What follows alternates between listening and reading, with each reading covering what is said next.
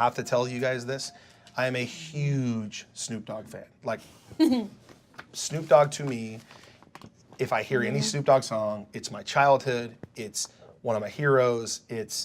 I just love Snoop for so many reasons I can't tell you. It'll take too long on Facebook Live. But, so I want to premise by saying that so that when you hear kind of how I feel about what's going on, you know that's with the filter of I love Snoop more than most people in this town in entertainment. So so let's just get into it. So Snoop Dogg put out a picture of the cover on his Instagram of the cover of his album / new song that's coming out. Obviously, it is what it is. It's a picture of a possible Donald Trump dead with a toe tag. It should be noted that he was paying homage to Ice Cube's 1991 album called Death Certificate, in which a very similar picture was tagged Uncle Sam instead of Trump. I'm going to ask you a question, and you have to be honest with our audience here. Did you learn that here today, or did you actually know that was paying homage? I absolutely learned that here today. I learned, and the reason why I bring it up is because I actually learned it when he posted it on his Instagram. Okay. And I was just gonna say I was proud. I did not. I know that you actually knew that was something in rap. You're absolutely right. I wish I was cooler. No, it's not that. You're probably way too young to have I was born in '92, so I missed the '91. All right, so that answers the whole thing. No, like I said, to butt in for a second about music. The first CD I ever owned, like actual CD, because that's how old I am, like when they started making them. It was The Chronic with the huge weed leaf. Yeah. And I came home and my mom snapped it in half, just because I was young enough that she was like, "I don't want you." This is marijuana, and I go, "Yeah, so it's weed, so what?" But I was young enough to where like it wasn't cool to have weed or to smoke weed at the time. I don't know how old I was. My mom snapped it in half. Now she realizes how important Dr. Dre and Snoop Dogg were for everyone, but.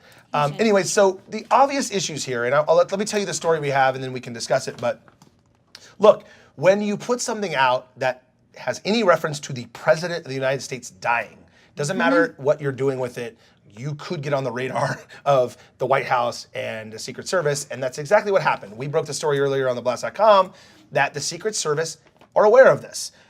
They obviously have a bunch of stuff in place that if they actually thought this was a threat, or they thought, that something may happen or someone could act out who defends snoopers behind Snoop Dogg, that they would take care of it.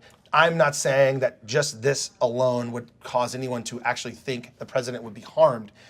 Although the Secret Service job is not only to protect the president physically, like when they walk somewhere, but like, it's not Snoop, but there could be crazy people out there that then react to what other people are saying, and then it's a high-profile image such as this that's getting a lot of proliferation throughout the media and throughout pop culture, and what Snoop is trying to do with the music, as Mike said, doesn't necessarily negate the fact that there are people that could take this image and use it improperly. I think the Kathy Griffin image is another good example. Well, and I will say this because I feel very strongly about this, and that is the point of what this country is about, is that Snoop Dogg and Colin Kaepernick and Kathy Griffin and all of these people have the right to post things like this in protest, whether they like or dislike the president, whether they feel like the country needs to change in whatever way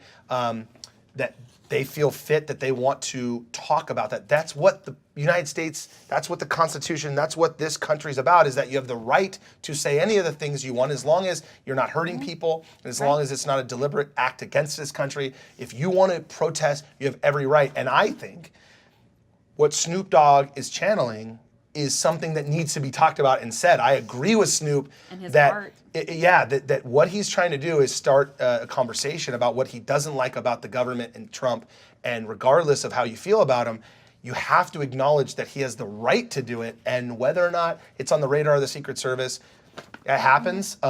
If you guys, I'm not even old enough, but look, during the 60s and 70s when there was a lot of protests, especially in the 60s with the Vietnam War, a lot of those people were on the radar of the government. A lot of them were jailed. A lot of them were ostracized for their views against the war. So it's similar. I think what Snoop Dogg is talking about is such an important conversation in this country. And I said Kaepernick because I think some of what's bothering Snoop and Trump is similar with African Americans in our country. Good for Snoop.